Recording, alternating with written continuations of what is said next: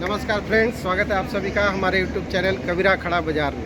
आज मैं खड़ा का हूँ बेलापुर रेलवे स्टेशन के पास में। यहाँ जो कामगर लोग हैं, सिडको के कामगर, वे नारा लगा रहे हैं कि सिडको को भीख दिया जाए, क्योंकि इनका शिकायत ये है कि इनको 3 महीने से पेमेंट नहीं मिला। ऐसा ही कुछ है। अब हम एक एक करके इनसे थोड़ा समझेंगे क्या क्या है। और ये जो होते हैं कामगर हैं, ये सबसे बेसिक चीज़ें जो होती है, सबसे नीचे लेवल के जो काम होते हैं वो ये करते हैं, और इसी पे इनका पूरा घर परिवार चलता है। बड़े बड़े ऑफिसरों को तो हज़ारों साधन रहते हैं उनके पैसे आने की, इनके पास तो यही एक रहता है जिससे इनका पूरा घर चलता है। अगर 3-3 महीने से इनको पैसे नहीं मिलेंगे तो इनका घर परिवार कैसे चलेगा, आप सब सोच सकते हैं। ज़रा इनसे जानते हैं क्या समस्या है इनकी। सर आप बताइए, क्या आपका शुभ नाम क्या हुआ? सर मेरा नाम है अशोक सापले। यस, बताइए समस्या क्या है। हम लोग इधर बेलापुर के वासी है, कम से कम 25-30 साल से काम कर रहे हैं। यस, मराठी में बोलिए ना।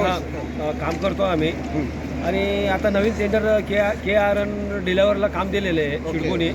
ते किमान वेतनापेक्षा कमी पगार देतो। आता कमी पगार भी कम है, पहले से पगार भी कम कर दिया है। सबकी पगार बढ़ रही है, इनके कम किए जा रहे हैं। क्या नियम? असं कुठे होते का पगार कमी होतो म्हणून? हा, पगार वाढायला पाहिजे तर पगार कमी होऊ राहिला। तर 14,000 रुपये पगार देतो आणि आता सध्या कामगारांना पगार आहे 21,000 पगार आहे, तर त्याच्यातून 4,000 रुपये कमी केले तर कसं खर्च झाला? तर एवढी महागाई वाढली आणि सिडकोवाले आम्ही वारंवार इंधन मजूर किसान पंचायतच्या आंदोलनामार्फत आम्ही वारंवार त्यांना निवेदन देतो, तरी सिडकोवाले दुर्लक्ष करतात, काही लक्ष देत नाही, फक्त आश्वासन देतात। आम्ही कॉन्ट्रॅक्टरला सांगतो पगार द्यायचा, ते हे करतो ते करतो, पण आजपर्यंत त्यांना काही कॉन्ट्रॅक्टरवर दबाव टाकला नाही। मला वाटतं सिडकोचं कॉन्ट्रॅक्टरच्या डिसिजनवर सिडको चालते, मला असं वाटतं। नहीं, बहुत सुंदर। देखिए आज के रेट में जब हर किसी का पेमेंट बढ़ रहा है तो इन कामगारों का पेमेंट कम किया जा रहा है, और ये पेमेंट है कितना? 14,000।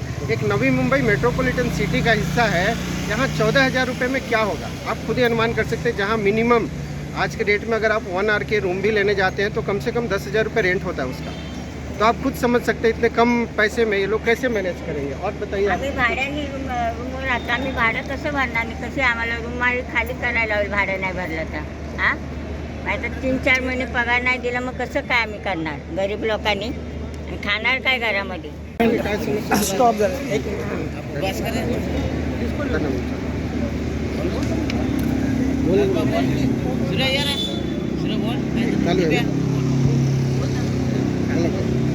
आम्ही भाड्याच्या घरात राहतो। आता आमचं भाडं 9,000 रुपये भाडं आहे आम्हाला, तर आम्ही भाडं कसं भरणार? 2 महिने झाले मी भाडं दिलं नाही। घर मालिक बोलतो भाडं नाही दिलं तुम्हाला काढून टाकणार, मग आम्ही जायचं कुठं?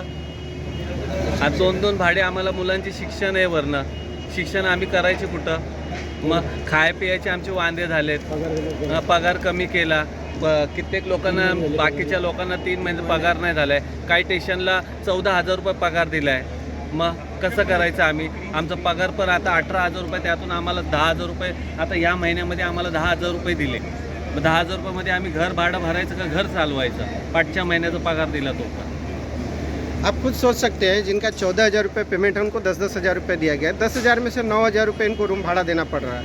बाकी का 1,000 रुपये में क्या खाएंगे क्या और कैसे क्या करेंगे? इसमें बच्चों की पढ़ाई लिखाई सारी चीज़ें हैं।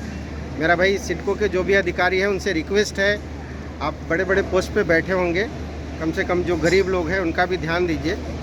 ये असली जो आपका जो बेसिक चीज़ है ना, इनके थ्रू से ही है।